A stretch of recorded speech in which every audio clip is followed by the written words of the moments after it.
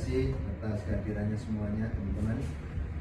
Baik, sebelum kita melaksanakan perkuliahan, kita berdoa dulu sesuai dengan teman-teman kepercayaan masing-masing. Doa mulai.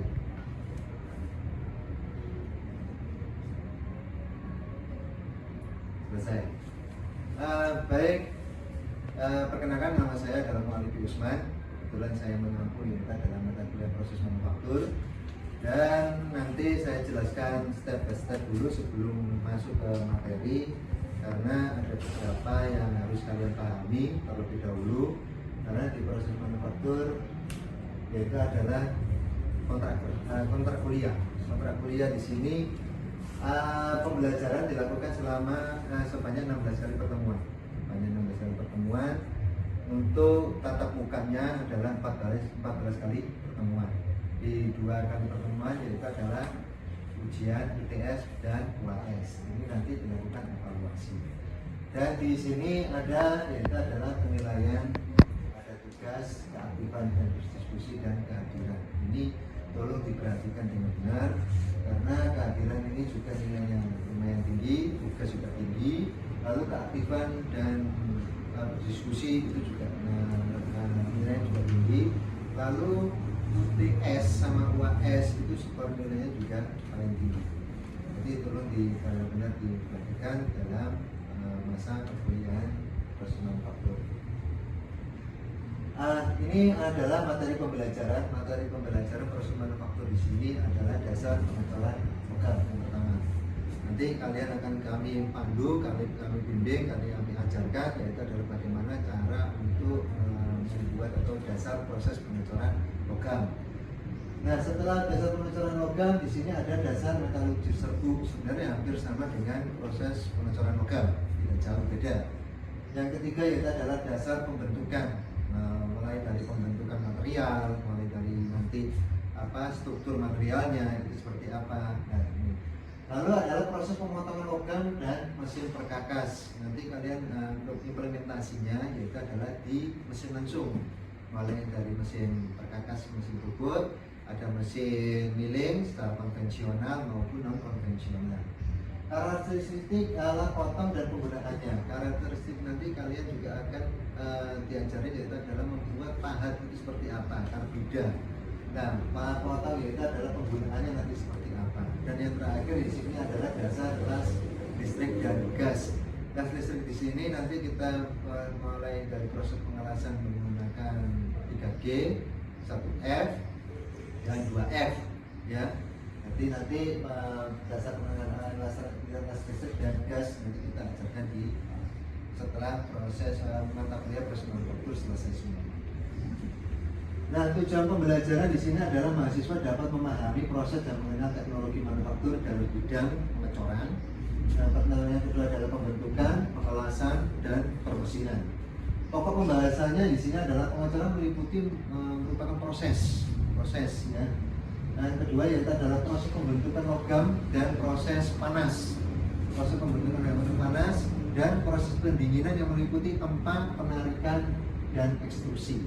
Yang ketiga yaitu adalah proses pengelasan, yaitu adalah pengelasan listrik dan pengelasan gas. Itu atau CO.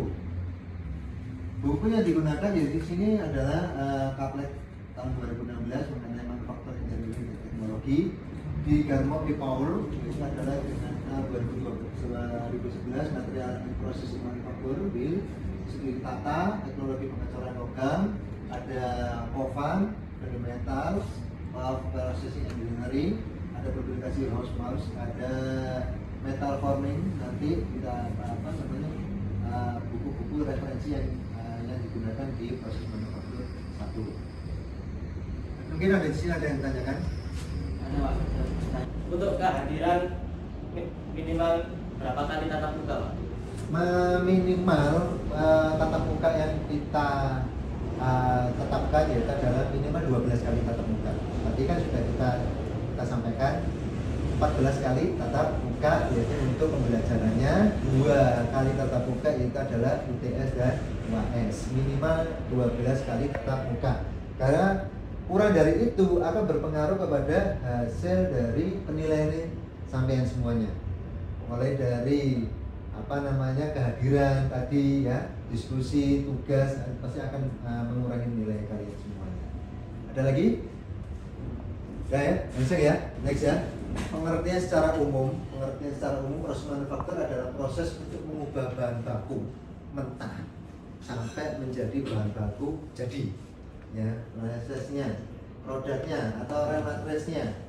Dalam pengertian modern, proses manufaktur adalah mengubah bahan baku melalui berbagai proses, mulai dari permesinan maupun operasi yang dirancang sedemikian rupa, ya, agar dihasilkan produk yang sesuai dikehendaki oleh masyarakat. Nah, di pengecoran ini mulai dari proses manufaktur, ada penambahan, ada bahan baku mentah masuk ke bahan baku proses. Setelah itu adalah bahan baku setelah diproses, ya, masuk di quality controlnya. Nah, ini termasuk di dalam quality control. Produk tersebut itu sudah layak dipasarkan atau belum, gitu ya. Kalau sudah, berarti dia langsung masuk ke distributor biasanya. Tapi kalau belum, maka dia didaur ulang lagi, dilebur, dijadikan proses logam yang diinginkan atau mol yang diinginkan oleh customer tersebut. Nah, pengertian proses manufaktur secara ekonomis adalah proses transformasi bahan mentah pada bentuk yang mempunyai nilai tambah melalui satu atau lebih operasi proses perakitan sehingga memiliki nilai jual. Nah, di sini ada matching, ada proses manufaktur, ada raw material, ada materi, ada tooling, ada power, ada labor, ada proses parts. Nah, di sini proses part masuk di scrap atau waste. Proses manufaktur di sini adalah raw material, bahan mentah, jadikan bahan jadi. Value ends, di sini ada proses parts.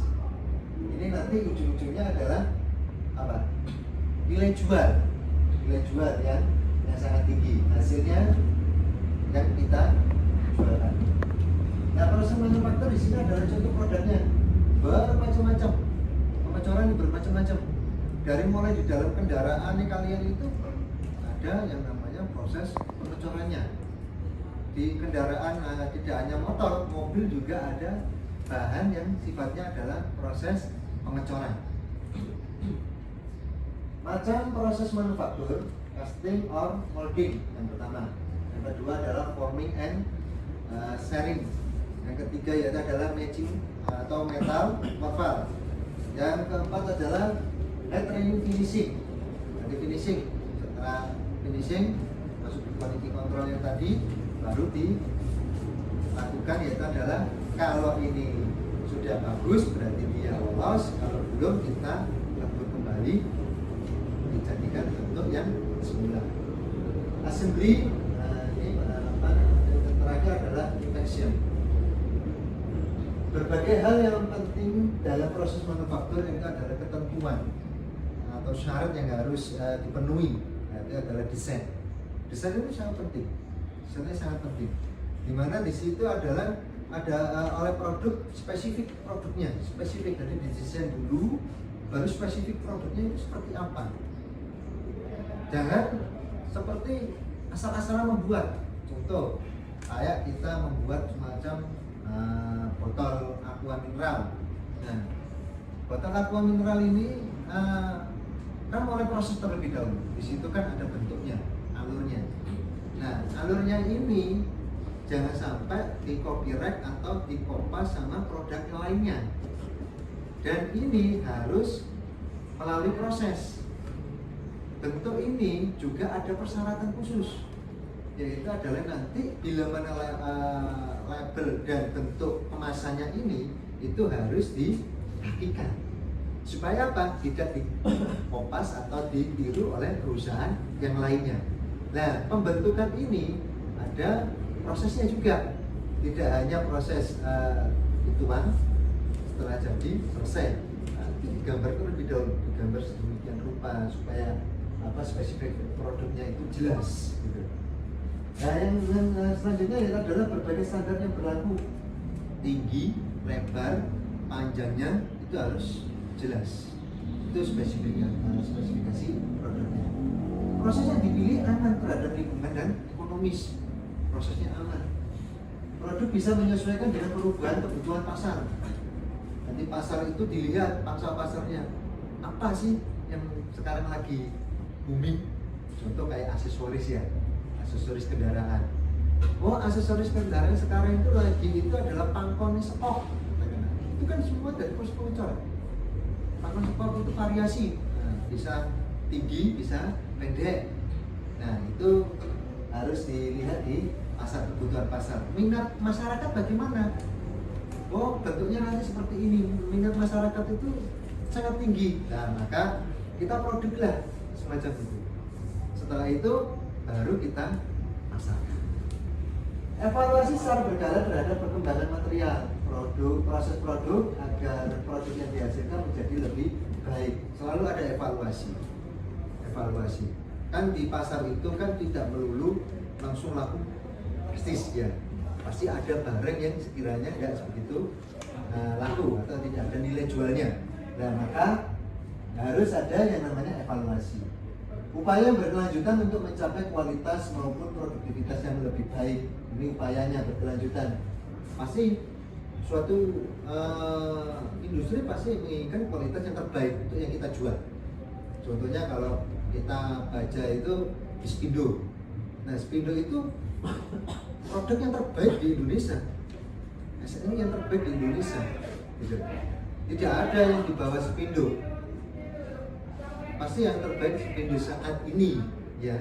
Kalau nanti di 10 tahun atau 20 tahun yang akan datang ada yang lebih baik dari Spindo, kualitas materialnya, ya kita nggak tahu lagi. Tapi untuk setiap perusahaan pasti mengupayakan memberikan yang kualitas yang terbaik.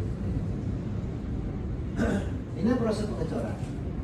Proses pengecoran adalah suatu proses pembuatan yang pada dasarnya mengubah bentuk logam dengan cara mencairkan logam, dilebur, kemudian dimasukkan ke dalam suatu cetakan dengan dituang atau ditekan sesuai bentuk yang diinginkan, dipres, ya, press. Cetakan sendiri itu ada berbagai macam castingnya, ada pasir, ada metal, ada logam. Nah, sesuai dengan kebutuhan. Tapi kalau pasir biasanya lebih sekali pakai, tidak dibuat untuk terus-menerus berkelanjutan atau bisa dibuat untuk masal maksudnya. Nah, hanya begitu dipakai setelah ya dibuang. Tapi kalau kita menggunakan besi cor atau bahan yang sifatnya lebih keras, itu bisa dibuat untuk masal, berkelanjutan terus. Produk hasil pengecoran dapat langsung dipakai sebagai produk akhir. Akan tetapi kebanyakan masih merupakan proses lanjutan seperti proses pemotongan. Tapi di itu kan ada di sisi material semacam ini kan ada yang namanya blender atau bahasa tepatnya itu adalah tidak beraturan ya, press, karena press. Nah, begitu selesai cornya itu kita ambil dan kita jadi, biasanya itu kita masih oles lagi menggunakan mesin permesinan. Kita ada mungkin di gerinda, ya kan, atau mungkin menggunakan milling ya, press atau milling itu seperti itu. Nah, penyambungan bila mana biasanya ada hasil yang tidak begitu maksimal, ada yang sifat tengahnya itu retak atau bagaimana tidak padatnya material, maka di situ dilakukan penyambungannya yaitu menggunakan proses pengelasan.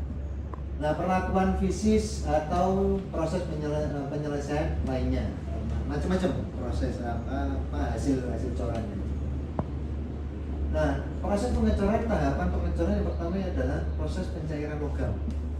Ada paduan daripada logam, nanti ada bahan magnesium dan bermacam-macam.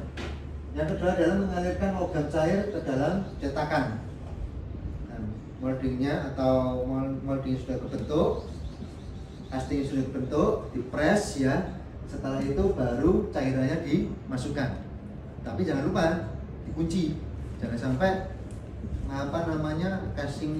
castingnya ini lepas, gitu ya. Jangan sampai lepas.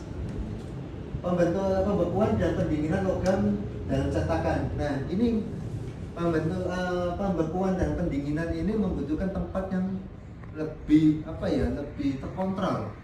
Nggak bisa hasil coran itu kita taruh di tempat yang suhu yang berbeda, karena suhu nanti pengaruh kepada pembekuan atau pendinginannya. Contoh kayak di ruangan semacam ini, kalau semacam ini dengan suhu hasil corannya lebih dari 26 derajat, ini kalau ini agak sedikit cepat untuk mengeringnya ya. Tapi kalau di perusahaan-perusahaan kan ada pendinginnya sendiri, tapi kalau kita nanti nggak bisa langsung masuk di ruang pendingin khusus. Nanti untuk pendinginnya di tempat semacam ini, ruangan ini, atau di ruangan yang agak lembab, itu biasanya agak lebih cepat untuk proses pendinginannya. Pengeluaran benda kerja hasil coran dalam cetakan. Ini hasil pengeluaran benda kerja dan hasil coran dalam cetakan ini hati-hati.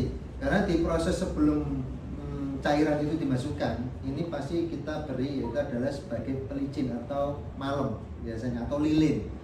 Ya, lilin. Ini supaya apa? Hasil cetakannya itu tidak lengket kepada casting, ya, tidak lengket kepada casting. Proses pengecoran didasarkan ada tas jenis pola atau model bahan cetakan dan cara penuangannya, maka proses pengecoran dapat dibedakan. Ada 5 kategori, yaitu adalah proses pengecoran dengan pasir. Yang kedua adalah sentrifugal. Yang ketiga yaitu adalah dengan cetakan permanen. Yang keempat yaitu adalah cetakan tekan. Yang terakhir adalah dengan pola yang hilang. Ini proses pengecorannya.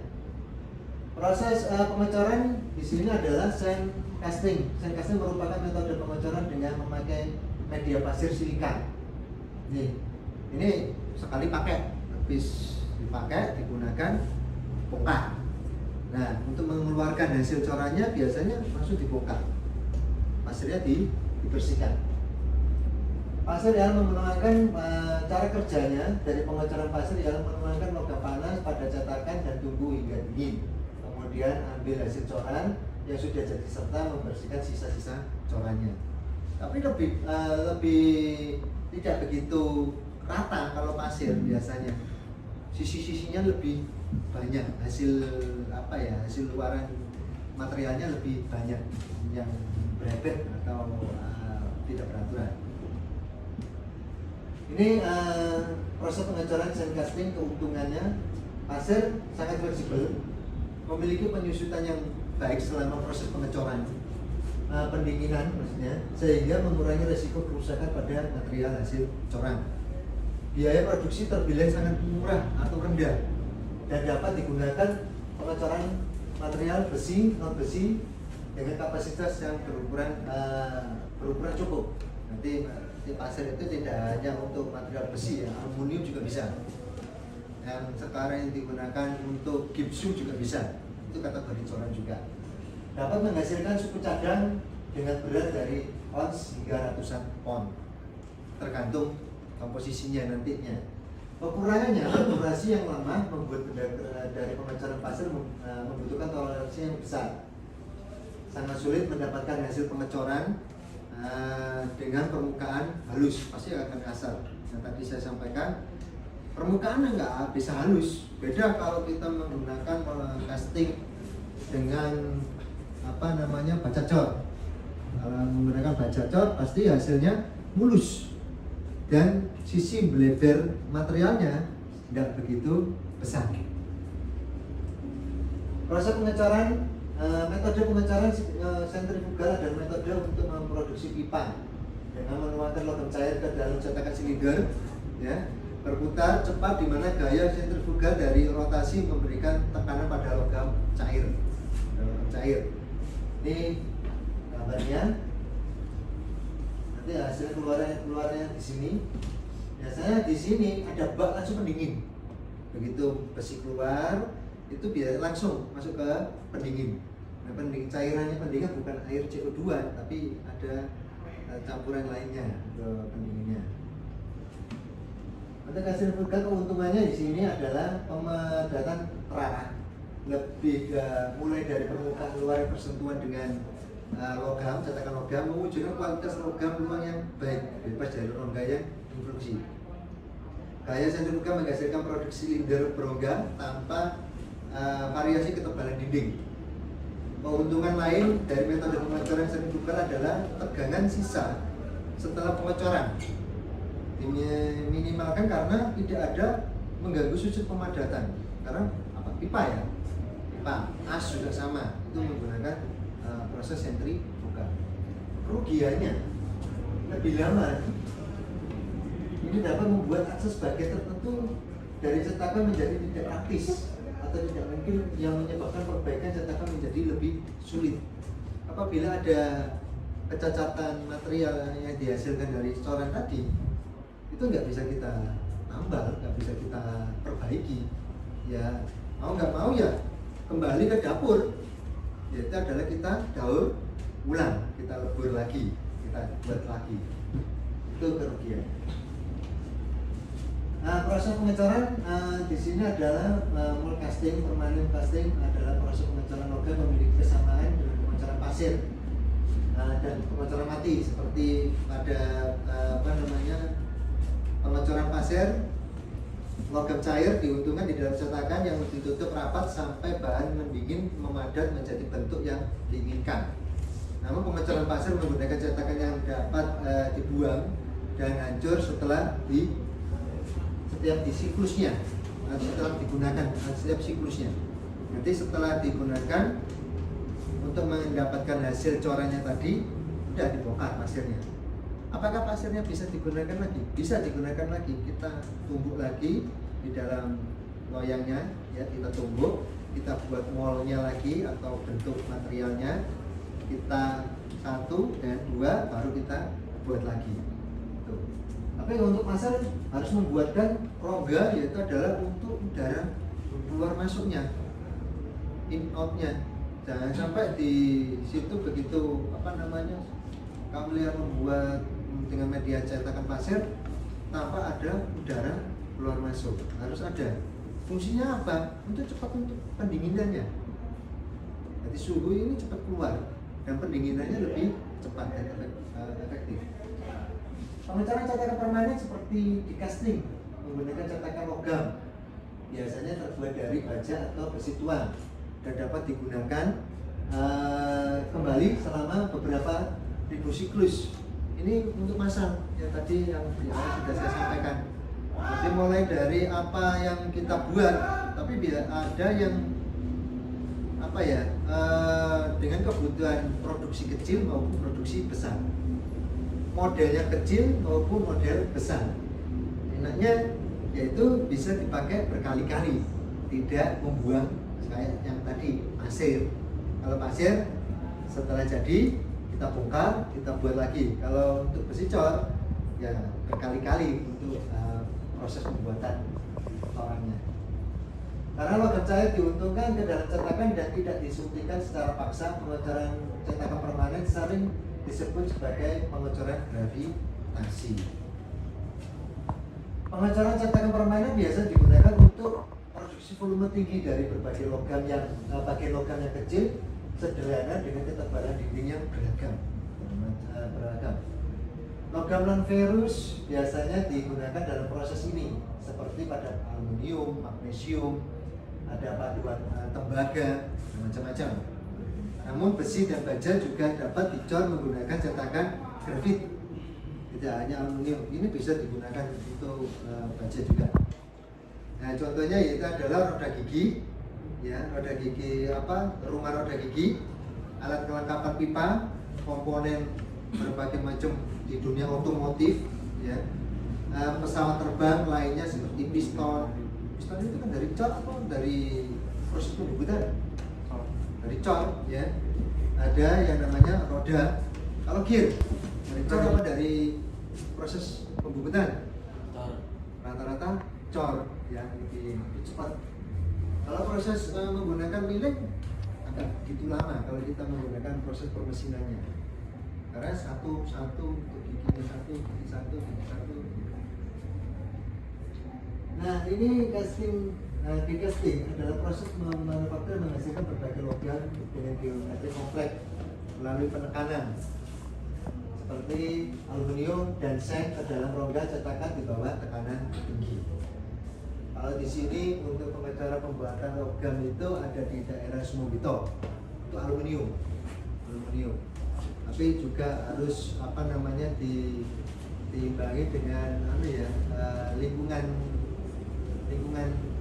kerja karena limbah aluminium ini sangat sulit untuk diurai limbah aluminiumnya, karena dampaknya yaitu adalah di air, karena dia masuk di resapan tanah gitu. Nah ini harus ada tampungan khusus harusnya untuk produksi aluminium. Cetakan juga dikenal sebagai ada proses die casting membutuhkan mesin die casting, die atau cetakan, bahan logam dan tungku. Logam dilebur dalam tungku dan kemudian disuntikan ke dalam cetakan di mesin die casting. Itu dengan cepat, dingin, memadat menjadi produk cat akhir. Mesin ini beroperasi pada tekanan 5.600 PSI sampai 22.000 PSI. Ini untuk mesinnya. Ini hasil produksinya. Macam-macam bentuknya, tergantung dari kebutuhan bangsa pasar. Ada dua tipe die casting, hot chamber and cold chamber die casting. Termasuk juga tipe mesinnya. Ada hot chamber matching, ada cold chamber machiness. Hot chamber casting yaitu adalah mesin mesin die casting ini memiliki unit atau unit yang langsung menjadi satu dalam satu bagian. Ada cold chamber die casting, user of alloy, ini lebih ringan, biasanya dari aluminium.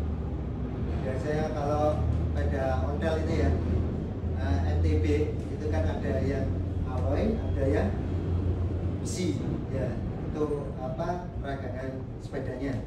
Tapi untuk bahan atau pada kelas-kelasnya poligon sama uniter bahannya alloy, aluminium, karena dia ringan, bisa diangkat ringan. Kalau besi ya berat, itu untuk sepeda. Pengertian dari die casting ini adalah kebalikan dari HCDC, di mana mesin ini melting unit injektornya dibuat terpisah. Kelebihan dan kekurangannya, kecepatan laju produksi yang lebih tinggi daripada proses pengecoran lainnya, akurasi dan stabilitas dimensi, reproduksi berulang, ya, keuntungannya, kelebihannya, sedikit untuk desain bagian dengan berbagai kompleksitas, mengurangi biaya jangka panjang, lebih sedikit limbah dalam materialnya, sedikit limbah, karena limbahnya itu ada wadahnya sendiri, gitu, tidak terbuang sembarangan. Kalau terbuang yang tadi yang saya sampaikan, limbahnya itu sangat berpengaruh pada lingkungan, terutama air. Kekurangannya itu adalah investasi awal tinggi, tidak murah, alat semua untuk permesinan itu investasinya tinggi. Porositas akan terjadi jika udara tidak dievakuasi sepenuhnya dari roda cetakan. Terbatas pada logam dengan fluiditas yang baik, dan kebanyakan kasus ini hanya cocok untuk paduan non ferrous. Tidak cocok untuk coran berat non ferrous. Kalau non ferrous itu aluminium, magnesium itu ya, tembaga. Tapi kalau ferrous apa? Besi baja itu ferrous. Harus bisa dibedakan. Kalau ferrous berarti bisa mengantarkan arus listrik. Tapi kalau non ferrous tidak bisa mengantarkan arus listrik. Ini proses dikenal sebagai pengecoran lilin, dan metode ini memungkinkan produksi komponen yang sangat rumit dengan akurasi, yaitu adalah pengulangan, kesambungannya, integritas dalam berbagai logam, dan paduan kinerja tinggi tanpa pertingaian. Lilin digunakan untuk membentuk pola, merupakan bentuk produk yang sama. Ini akan meleleh di bawah suhu yang sangat tinggi. Cairan baja akan dituangkan ke dalam cangkang. Ini di sini ada yang ditanyakan? Untuk di casting, Pak, master rem tromol sepeda motor apakah termasuk pengecoran logam, Pak? masuk pengecoran logam karena nomor itu kan nggak bisa dibuat secara untuk menggunakan teknik permesinan terutama di bubut maupun di ya. Jadi dibuat molnya dulu sesuai dengan kebutuhan. Jadi di situ kan ada tempat karet, ada tempat kanvas, di situ ada tempat bearingnya. Nanti semua didesain dulu terlebih dahulu.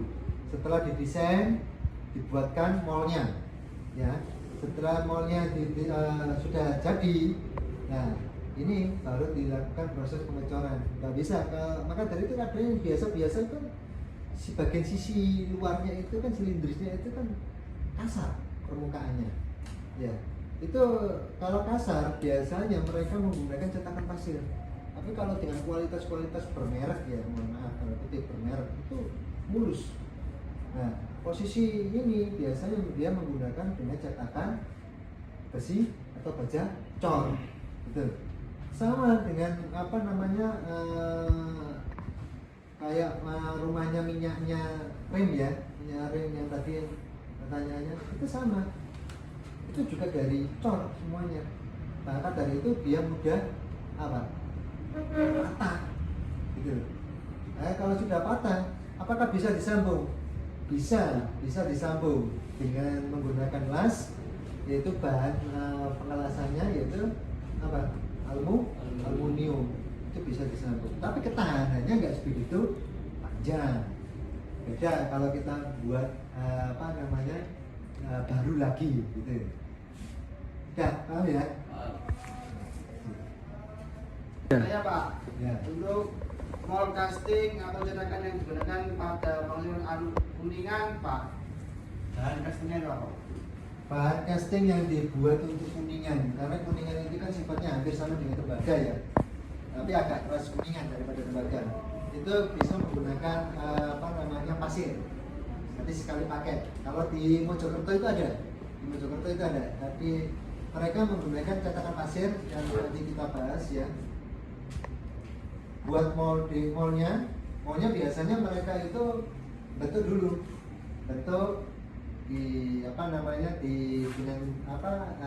sendok ya, dengan sendok, dibentuk dengan sendok sedemikian rupa untuk molnya, baru mol 1 dengan mol 2, baru castingnya ini digabung menjadi satu.